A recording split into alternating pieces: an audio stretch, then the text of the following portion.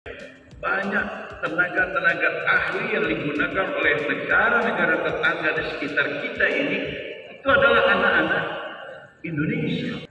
Kalau dia jadi gubernur Jawa Timur, dia jangan berpikir mendirikan Jawa Timur menjadi negara Islam. Tapi kalau kemudian perda-perda yang dilahirkan yang itu sah menurut peraturan perundang-undangan. Bismillahirrahmanirrahim. Ya. Yang saya hormati Koordinator Presidium DPKM Jawa Timur beserta seluruh Presidium dan jajaran. Yang saya hormati dan saya banggakan, saya sayangi Ketua Umum Badan Koordinasi Himpunan Mahasiswa Islam Jawa Timur beserta jajaran dan seluruh pengurus cabang se-Jawa Timur, MDKM se-Jawa Timur, Prof. Widodo, rekan-rekan dari PMII, IMM, dan mohon maaf kalau ada yang tidak tersebut, para senior, hadirin wal hadirat yang berbahagia. Assalamualaikum warahmatullahi wabarakatuh. Waalaikumsalam warahmatullahi wabarakatuh. Alhamdulillah wa syukrillah. Wassalatu wassalamu ala rasulillah wa ala alihi wa ashabihi wa mawalah. Mohon maaf, ada Wakil Ketua Umum Himpunan Pengusaha Kahfi, Pak John, dan juga salah seorang Ketua HIPKA, Pak Yunisa Bakpan. Kita bersyukur malam hari ini hadir dalam DS Natalis HMI yang ke-76 dengan tema Khidmat HMI untuk masa depan peradaban. Salawat dan salam pada Nabi Muhammad sallallahu alaihi wasallam. Hadirin yang berbahagia, ketika Sayyidina Ali radhiyallahu anhu mengatakan, ajarilah anakmu dengan ilmu yang berbeda dari yang engkau terima, karena dia akan hidup di zaman yang berbeda dengan zaman kamu hidup. Ini adalah pernyataan terbuka bahwa perubahan adalah sebuah kepastian. Saya lihat terjadi akselerasi juga dalam perubahan ini. Di awal itu hitungannya ribuan tahun atau istilahnya milenial, kemudian ratusan abad, kemudian makin singkat lagi 10 tahun, dekade. Dan saya nggak tahu hari ini, mungkin perubahannya sudah per hari ya, atau juga per jam. Kalau dalam ilmu hukum, isyarat perubahan itu dinyatakan seperti ini. Perkembangan masyarakat selalu lebih cepat dari perkembangan hukum. Sekali lagi, pernyataan-pernyataan ini memastikan bahwa perubahan adalah sebuah kepastian. Karena itu, siapapun, organisasi apapun, memang harus berupaya untuk tidak dilindas dalam perubahan-perubahan itu. Saya bahkan tidak bisa mengulang istilah yang disampaikan oleh Pak Wagub, apalagi Profesor Widodo yang kita hormati ini. Tapi yang jelas, kalau kita tidak menguasai perubahan-perubahan itu, maka yang kita khawatirkan dilindas oleh zaman atau perubahan itu pasti menjadi nasib kita. Tetapi ada hal yang berbeda dari Jawa Timur. Sampaikan oleh Imam Al-Ghazali dalam bukunya bahwa sebenarnya pendidikan itu 90% adalah transfer karakter. 10%-nya itu knowledge. Karena itu kebiasaan halakoh sejak masa Rasulullah, masa sahabat, dan seterusnya masa tabi'in, bahkan mungkin masih ada yang mempraktekannya sampai hari ini. Itu menuntut ilmu itu hidup bersama dengan guru, hidup bersama dengan narasumber, hidup dengan kiai, melihat kiai dari mulai bangun tidur sampai kiai tidur. Bahkan terkadang ada kebiasaan sisa air minum kiai itu diminum. Ya. Saya kira kalau dalam pandangan yang berbeda, ini kan dianggap berlebih-lebihan, bahasa kerennya lebay. Tapi kalau kita ikuti apa yang dikatakan oleh Imam Al-Ghazali, memang itu semua adalah upaya-upaya bagi murid untuk bisa mendapatkan transfer karakter dari kiainya, karakter dari gurunya. Baru kemudian ilmu yang dia peroleh itu sepadan dengan karakter yang sudah ada dalam diri. Dari dua pernyataan ini saya ingin mengatakan seperti ini, bahwa menguasai ilmu pengetahuan dan teknologi itu satu hal, tapi mempertahankan jati diri itu hal yang berbeda. Tidak kemudian karena silau dengan teknologi dan perubahan itu kita lupa untuk mempertahankan jati diri kita, atau sebaliknya karena cenderung mempertahankan jati diri maka kita mengabaikan perubahan dan kemajuan itu. Saya melihat, karena saya ber-HMI sejak tahun 79.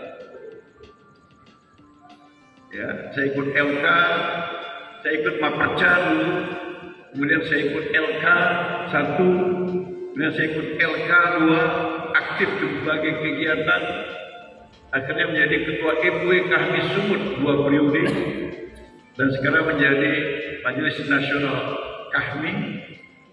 Saya melihat peluang untuk bisa mengikuti arus perubahan itu, kader HMI memiliki kemampuan. Kader HMI memiliki kemampuan. Tapi yang justru saya khawatirkan bukan kemampuan mengikuti arus perubahan. Yang tadi kan ada bilang Prof. Widodo, kalau ditanding di luar negeri itu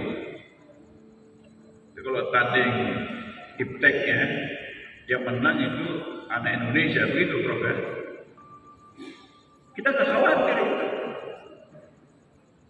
Ya, bahkan info yang kita dapat dari ketua umum saya, banyak tenaga-tenaga ahli yang digunakan oleh negara-negara tetangga di sekitar kita ini itu adalah anak-anak Indonesia yang mereka nggak mau pulang ke Indonesia, nggak tahu karena pertimbangan apa, tapi paling tidak mungkin dia merasa dengan kemampuan yang dimilikinya itu, yang kemudian bisa berkontribusi terhadap kemajuan dan bisa mendatangkan keuntungan mungkin bagi diri dan keluarganya, itu nggak sepadan kalau dia harus kembali ke Indonesia, karena belum ada presiden yang memikirkan bagaimana mereka merasa sepadan datang ke Indonesia dengan keahlian mereka miliki. Artinya, yang justru menjadi kekhawatiran kita adalah soal karakter itu. Dan inilah yang diajarkan juga di himpunan mahasiswa Islam. Bagaimana kita memiliki karakter sebagai apa? Sebagai insan akademik yang berpikir itu dengan kalau bahasa kitanya itu logika yang benar. Kalau bahasa Arabnya itu dengan ilmu mantik yang benar-benar baik begitu, sehingga pemikirannya itu bisa diterima oleh semua pihak. Kita menjadi insan akademik. Tapi yang paling penting, insan akademik itu harus pencipta. Itu yang saya masukkan tadi, kemampuan yang lain itu. Dan pengabdi. Karena itu kita melihat anak-anak HEM ini tersebar di berbagai bidang keahlian, tersebar di berbagai komunitas. Gak ada masalah sebenarnya, tapi karakternya bernapaskan Islam. Banyak orang yang gak mampu menerjemahkan bernapaskan Islam ini. Saya kemarin dialog dengan orang yang menjadi ahli di Badan Nasional Penanggulangan Teroris, yang mereka itu kemudian menambah hukuman kepada anak-anak muda yang mengatakan, "Waman lam yahkum bima anzalallah fa ulaika humul kafirun." Mereka ingin berislam.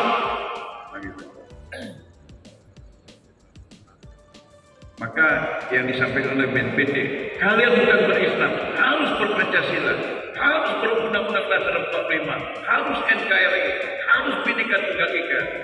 Mereka bilang, kami ingin berislam. Maka ini kelompoknya teroris, radikal, intoleran. Nah, seperti itu. Kita ingin jelaskan bahwa bernapaskan Islam itu tidak seperti itu. Saya lebih cenderung melihat pendapat moderat dari pidato Bung Karno. Ketika dia berpidato setelah mengeluarkan dekret 5 Juli tahun 59, kembali UUD 45, kemudian dia mengatakan bahwa Piagam Jakarta adalah bagian yang tidak terpisahkan dari Pancasila, dan kalian bisa menjadikan Indonesia menjadi negara yang beraturan Islam. Caranya rame-rame dengan masuk ke parlemen, bikin undang-undang sesuai dengan ajaran Islam. Indonesia menjadi negara Islam.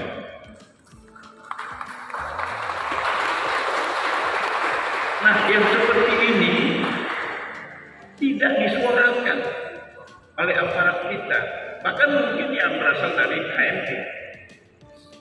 Padahal yang benar itu seperti bilang bukan, ada ilmu eklektisisme hukum itu.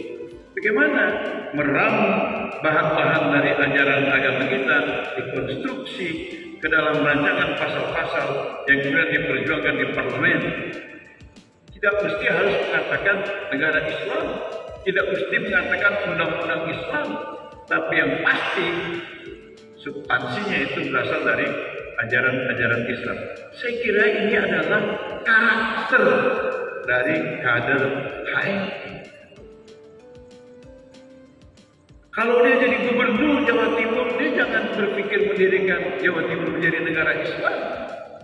Tapi kalau kemudian perda-perda yang dilahirkan yang itu sah menurut peraturan perundang-undangan digodok bersama dengan menginput pendapat masyarakat, kemudian dianggap sesuai, diketok menjadi perda yang bahannya dari ajaran-ajaran Islam, itu legal di negara Republik Indonesia. Menepaskan Islam. Nah, karakter ini harus menjadi ciri khas dari kader HMI. Terserah yang mau ahli apa, silakan bikin konten-konten macam-macam. Ada mata kuliah di perguruan tinggi ilmu Al-Quran, bolehkah berdakwah dengan menggunakan medsos? Jawabannya boleh, sepanjang penggunaan medsos itu berkarakter Islam. Boleh nggak membuat bayi tabung? Maksudnya saya ingin menggabungkan antara karakter dengan kemajuan teknologi. Boleh nggak bayi tabung? Kalau itu sebagai akibat dari kemajuan teknologi, silakan. Asalkan berkarakter Islam. Itu bibitnya dari suaminya, hukumnya dari istrinya, dan kemudian dihamilkan oleh istrinya. Halal. Artinya kalau kita berkarakter Islam, itu tidak mesti ketinggalan teknologi. Saya khawatir ada pemikiran seperti itu. Nggak ada. Kontemplasi dari Ketua Batku tadi cukup bagus. Ya, ketika orang mengejek kita masih berkutat di keadilan, berkutat di keadilan, berkutat di keadilan. Ternyata semua kemajuan tanpa keadilan itu tidak ada manfaatnya untuk manusia. Nah karena itu yang paling menarik adalah pidato dari MW Kahmi tadi menurut saya. Bagaimana mata air Kahmi ini, yakni Hayati, sukses melakukan rekrutmen dan kemudian sukses melakukan kaderisasi sehingga ada jaminan masih ada Kahmi setelah berumur 100 tahun, dibilang 100 tahun HMI yang akan datang. Karena kalau rekrutmen itu kemudian menjadi kering, itu berarti kan kami juga makin menyusut. Saya setuju kalau kemudian ada pikiran-pikiran bagaimana menyesuaikan bentuk materi kaderisasi yang ada hari ini untuk lebih menarik bagi mahasiswa-mahasiswa yang baru, sehingga mata air perkaderan kita dapat terus subur dan berkembang. Saya kira pidato gubernur tadi soal makan nasi umat itu kan sudah menggambarkan perubahan. Prof. Widodo, saya dulu memang itu. Dia mau ikut kaderisasi LK1. Saya ada diminta jaminan, berapa kali bisa datangkan nasi umat kemarin. Maksudnya cari nasi bungkus gitu loh dari pengajian-pengajian. Ini ada berapa kali makan, Bang? Sekian kali makan. Nah, dari aku 4 kali dulu. Betul itu. Pada maghrib nasi umat datang, kemudian kita dilatih berdebat dan macam-macam. Habis jam 12 malam itu baru bisa kita makan. Dan ikan udah agak basi. Dan mereka meyakinkan kita yang harus sanggup dengan ini.